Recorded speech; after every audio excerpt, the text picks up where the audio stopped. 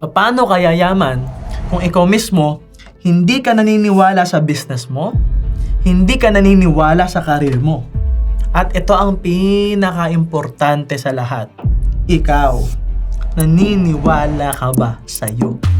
Kasi kung naniniwala ka sa sarili mo at naniniwala kang kaya mo, everything else may work. Unti-unti mo kasing mabibuild yung belief mo sa health, yung belief mo sa pera, yung belief mo sa time. Kasi naniniwala ka sa sarili mo eh. Pag naniniwala ka sa sarili mo, you will continuously, aggressively take massive action. Gagawin at gagawin mo, itutuloy mo, ilalaban mo. Pag paulit-ulit mong nilalaban, maniniwala at maniniwala ka because you will gain new experiences. But this will only happen, again, if you have 100% clarity and 100% beliefs.